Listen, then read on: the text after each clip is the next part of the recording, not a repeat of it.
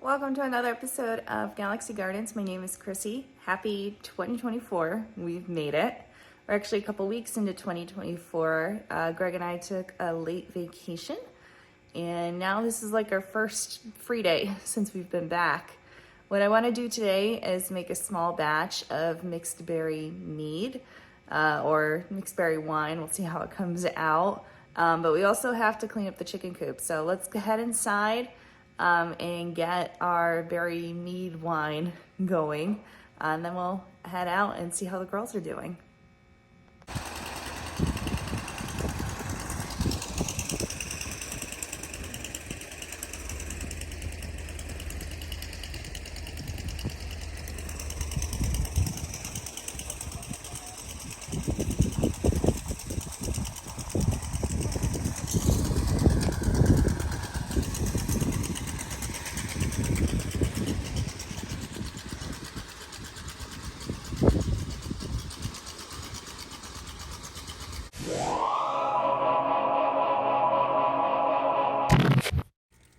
Let's start off by grabbing our berries. Oh,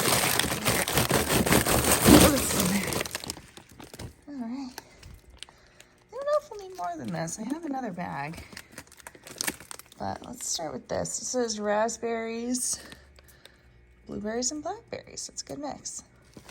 There's all the rest of our little goodies stored away for the future. Well, what are we doing today? Hi, well, so basically we've got a bunch of berries. They've been in the freezer since harvest time, and what we're gonna do is try to make some wine out of it. And full disclosure, we're amateur winemakers, pretty good beer makers, so we understand fermentation, but there's a lot to winemaking that I don't know at all, so we're going to be winging it and doing a pretty simple recipe, but hoping that it does come out pretty good. Just sticking to berries, sugar, a little bit of pectic enzyme right here, and of course some wine yeast. May add some lemon as well, haven't decided on that, so let's see how this goes. So I see you have sugar, so you have 3 cups of sugar. Mm-hmm. And then we have 3 quarts of water that we're going to bring up to a boil. And we have this EC 1118 yeast, wine yeast. Yep. Yeah, this is yeast that it's definitely old. It doesn't have an expiration date on it, funny enough. I was expecting it to be expired, but I do know that yeast lasts forever, and I've used plenty of expired yeast in beer that has come out great. I bought this yeast for hard seltzer, and I didn't really make much ever, and I got this bunch of packs of this super cheap, and it's just been in the fridge. Generally, if you keep yeast at a cool temperature, it stays viable for a very long time, so we'll see how it goes. After doing some research, this is definitely not a mead. Mead is only when you use honey. So we have pure cane sugar. Looks good. I'm gonna put it in here, I guess dissolve it, and then we're gonna put the berries in like a bag thing. And then we're gonna put them in there too. We have our sugar in here, it's melted, we're just waiting for it to come to a boil. Their basic process is we're gonna bring that to a boil. We're gonna add in the berries, which are in these muslin bags, so we can kill off any extra bacteria. We're gonna add it to our primary vessel here. That's all sanitizer. Greg modified the lid, so when it's time to put everything in here, we'll take the sanitizer out, and then add the pectic enzyme, excuse me, and then leave it for 24 hours.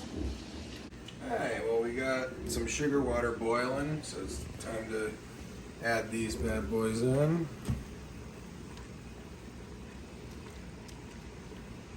Got one. It's probably gonna take the boil way down because these are still partially frozen. Yeah. Oh, do we need to keep it on? Yeah. Oops.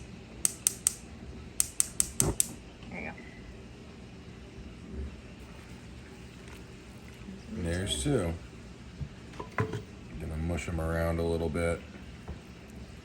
Break up any frozen little bunches in there.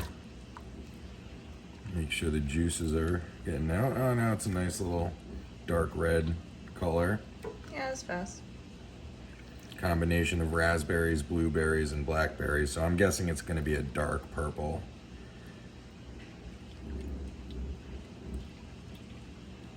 So how long are we boiling this? Well, I would say 15-20 minutes is probably safe. I mean, the point of boiling it, and keep in mind that it isn't boiling right now because the coldness of the berries took the boil down, so it's going to take a minute to get back up. The point of the boil really is to sterilize the berries, because we're going to need to bring the temperature way down when it's time to move it over. So unlike a beer where you'd probably boil it for about 60-70 minutes, I don't think this really needs to be done for that long. So just do it for a little while. I haven't read up enough on it to really know for sure. When you make a fruit wine or like a country wine like we're doing here, you really don't often need to boil the fruit. That's what sulfites are for. So this can give you a bit of like a cooked fruit flavor or cause some cloudiness. But we have Camden tablets, pellets from the beer, so we can just throw that in to clarify it and make it less cloudy. So I'd rather just not have any kind of contamination issue, although these have been frozen since the summer, so hopefully there's nothing left on there. So it took about 10 minutes to bring it back up to a boil. So we're actually going to cut the heat and let it cool down to room temperature, and then we'll transfer it to its vessel for the night.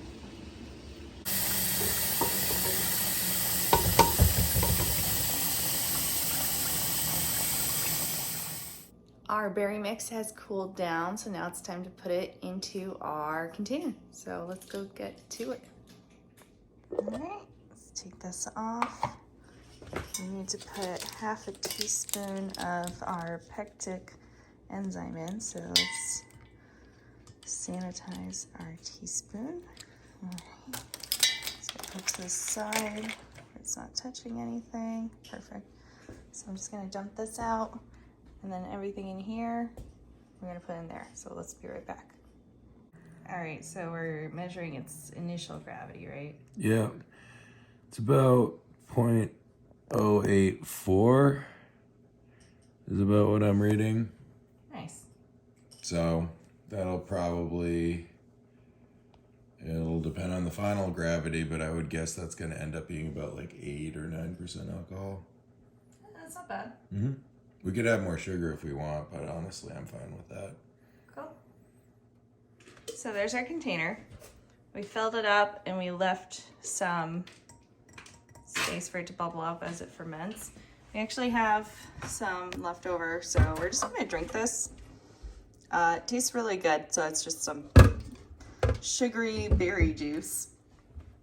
And so what I'm gonna do now is add our pectic enzyme and stir it in. All right, we're just gonna do half a tablespoon,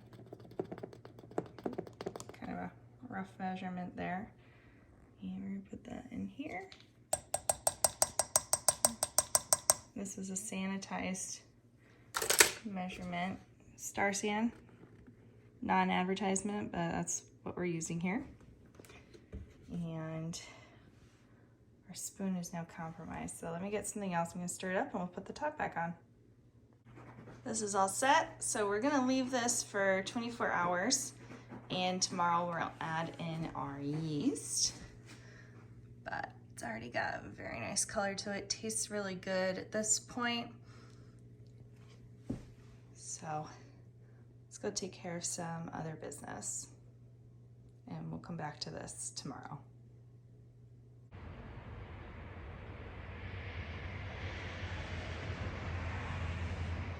I'm outside. It's time to go clean up the coop, and I want to show you what we do in there so you can get a realistic view about chicken tending in your backyard if you're someone who's considering it. I'm here in the coop and we're adding another layer to our like deep bedding that we do each winter. And what that means is you'll put a layer of whatever, you know, we use pine shavings, and they put their droppings on it, and then we'll do a layer of this dust bath. It has DE in it, food grade DE, and we'll put that over the fresh layer of droppings, and then we'll put pine shavings on top. Now people use First Saturday lime, but we don't have that at any of our stores around here.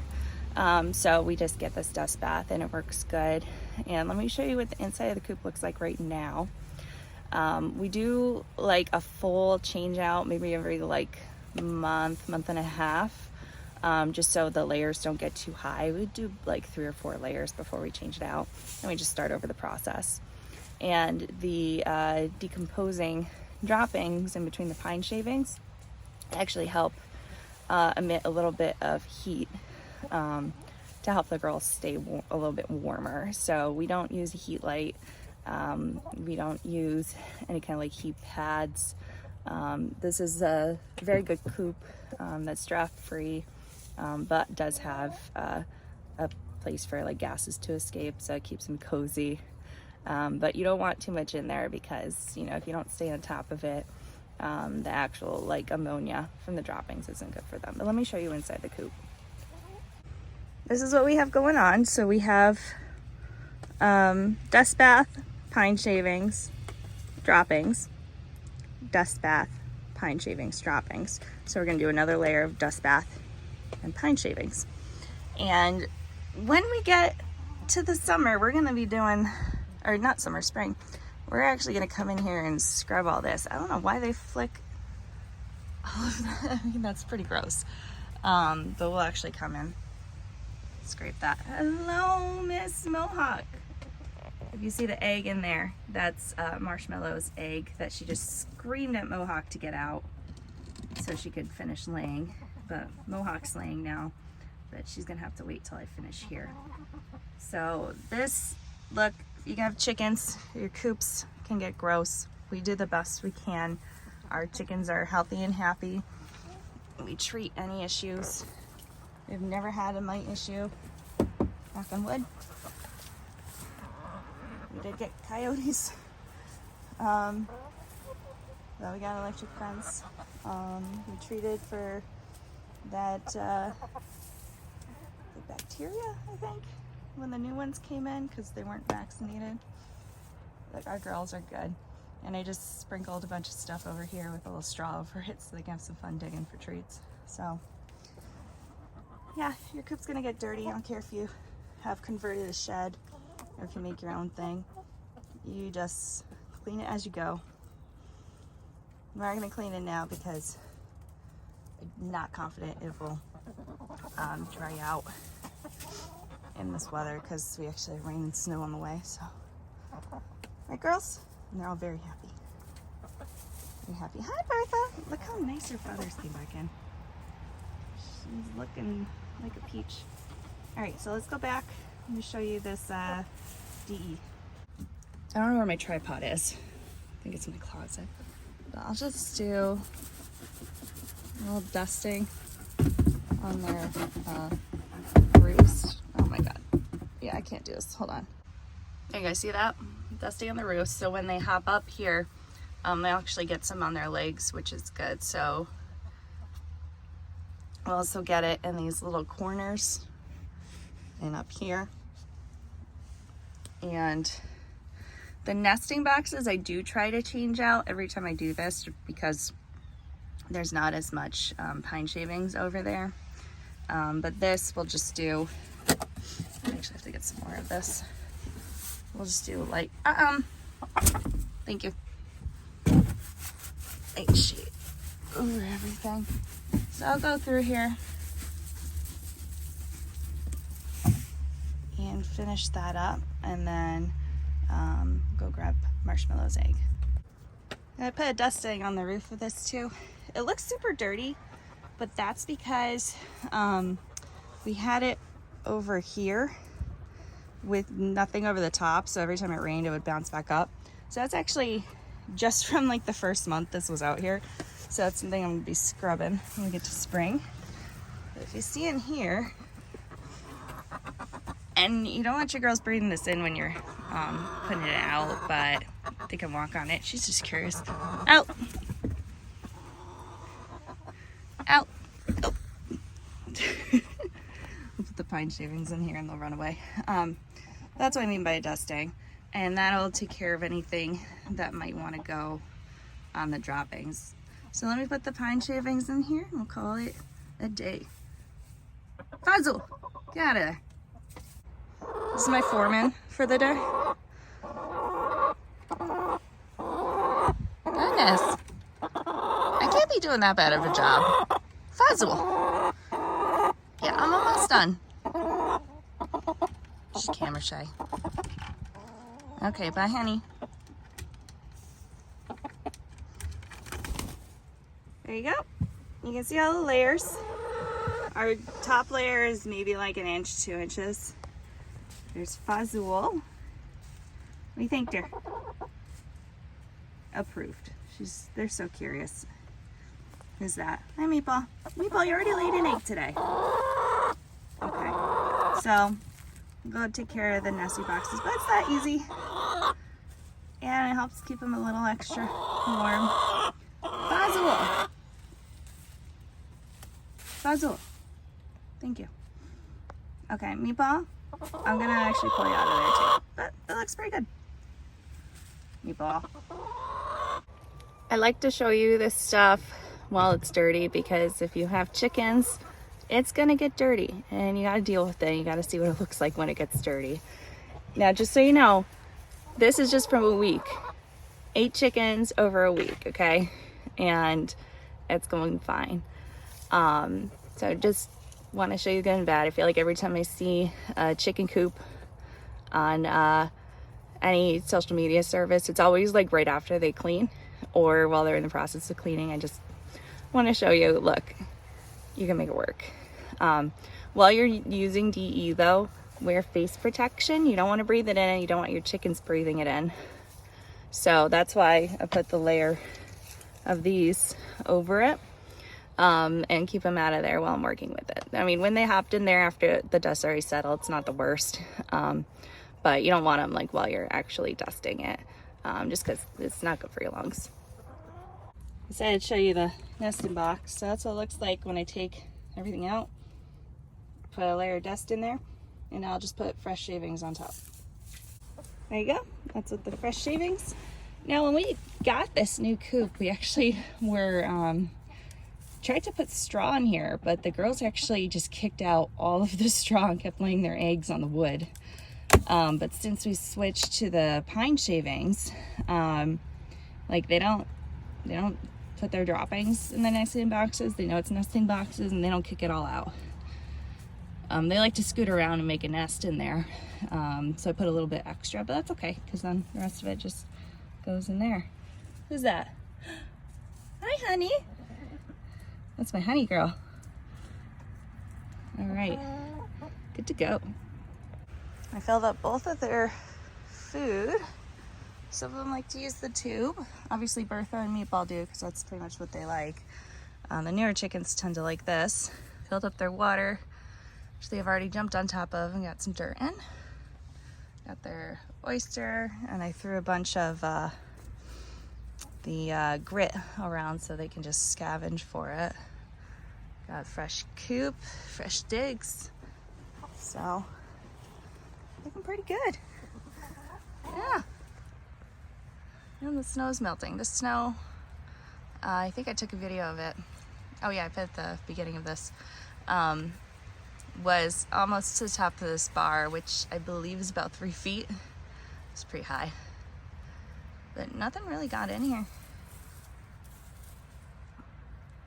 So let's go put everything away. The girls dig for their grubbies and scratch and grit and all that good stuff. And I'm gonna head inside. There you have it. Ooh. Everything is melting today. It's like 40 something out. We really like this hot fence. Yeah, it doesn't work in the snow because it needs to not be on it, but we're just leaving it up because it's gonna melt. But it works quite good. Hey ladies, look at you. Hi. Good stuff. This actually worked pretty good too. The only issue we had was when it started like raining and it froze a little bit. I just had to break up the ice from the inside, but honestly not too bad. Looks good. Look at Marshmallow. That's good chicken. Oh, and she laid this like super round egg. Look at this. Look how round this is. I found a really long one today, which I believe is a meatball egg. This one's just petite. I almost forgot. This is not an ad, but I've got these like cardboard bags or paper bag fulls of pine shavings. At my feed store, it's $11, and it lasts me like 2-3 months. Or yeah, like 2-3 months. So people say chickens are expensive. So there you go. Bedding is $11 every like 3 months for me. It's not bad.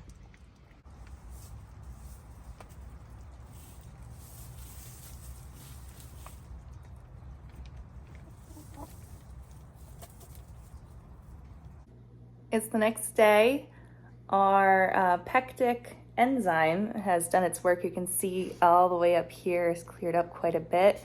Down here you can see some residual fruit tissue, I guess, just because our muslin bags are there and in the way. So it's time to pitch the yeast. It's been about 24 hours. And then this will ferment, I believe, for a week. So let's go grab our yeast and just review very quickly what it is, and I'll tell you how much we're gonna put in. I tried to get this with the camera flash, but it didn't work. So I actually got a new flashlight. So you can see really where the layer stops. So about where the light is actively reflecting off the bottle is about where all of our stuff on the bottom is collecting. And that will continue to settle at the bottom as the fermentation process goes. But we have quite a good amount of juice up top. Greg thinks we may or may not have enough headspace there. We do have an airlock, so that'll be fine. But we're just gonna see what happens. But it's a really beautiful, beautiful berry color in there. And we used some of the leftover juice to make a daiquiri today, and that was delicious.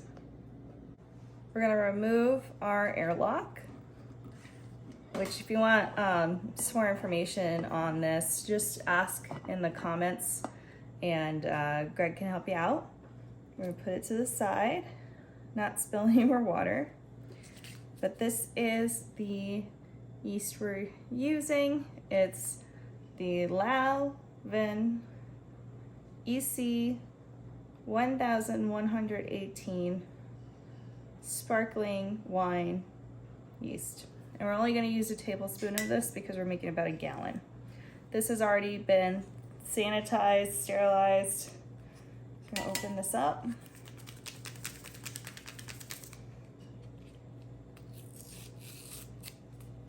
Okay.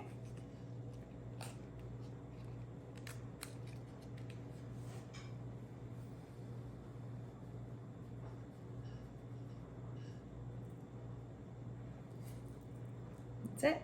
And you're just gonna dump it in.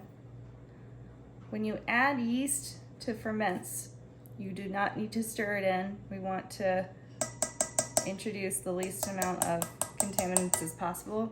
I'm even standing back and not trying to talk directly to this. All right, that's fine. Let's put our airlock back on. So now in here, our yeast is gonna realize it's in a high sugar environment.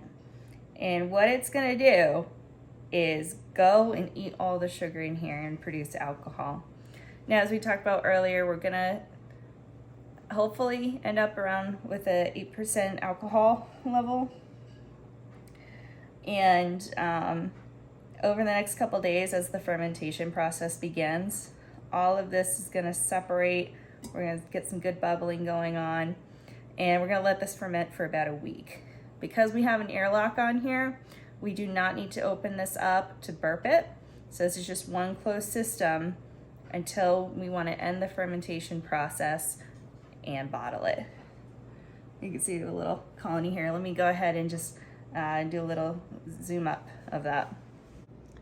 Again, this is the kind of yeast we're using. I didn't even know that Greg had this on hand when I told him that I wanted to make this drink the last couple days. He just kind of pulled this out of his supplies, so we didn't even have to go to the store. It was great. So you can see in here some of our yeast has already dispersed, and we have a little island of yeast that will also break up, and they'll work their way down into here. So we'll give this an update once it's ready to get bottled. And just trying the juice that was in here already from what we had left over. It's really good, very sweet. The sugar content is like perfect. So I'm hoping when this is done, we'll get a mildly sweet, honestly hoping for a more dry berry wine. We'll see what happens. I've never made wine before. Just for reference, it's been about 5 minutes and all of the yeast has worked its way down into the mixture except what's on this little bubble right there, but that'll work its way down too. I expect by tomorrow that we're already gonna see some bubbles on here. So I'm excited to give you an update later this week.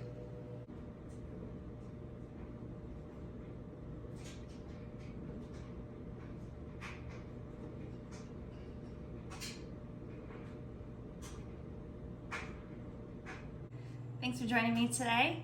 I appreciate bringing you along as we venture into our first round of making wine. So far, hopefully will have made 3 alcoholic beverages with the berries we've produced last year with the beer that we made. This year, hopefully with the wine, but also with the daiquiri. You can see behind me, we were actually gifted a dehydrator, which I think made it in our last video, but I actually set it up. So we're gonna start deep diving into dehydration other than just, dehydrating by air or in the oven. So that'll be fun. I'm gonna put a link below, but we have our initial website up. The full website will be coming soon, but if you wanna go check out everything we have there right now and join our email list, definitely click the link in the description and go check that out. Love to get you and get some newsletters going and get things going a little bit more quickly. Next time we'll have an update about this wine, which I'm looking directly off camera at, as well as some other recipes. We took a brief vacation, which was pretty nice over the new year, but now we're back and gearing up for seed starting season. I told myself I wouldn't do any onions this year, and I'm trying to stick with it, but it's hard looking at the calendar and telling myself, oh boy, I could start onions now and then transplant them in March. We're not doing it. I do this to myself every year, and we're not doing onions this year. I'm gonna do everything I can to make it as easy a year as possible and as efficient a year as possible, and I'm just cutting out anything that's not something I'm good at growing, and that's fine. You don't have to grow stuff you're not good at. If you want to experiment with it and try to get better, I definitely encourage you to do that. But this year, I'm just calling it quits on the onions. Maybe next year I'll give it another go, but not this time. I hope you have a good rest of your winter. Our days are starting to get slightly longer, but until next time, I hope you stay well. Bye.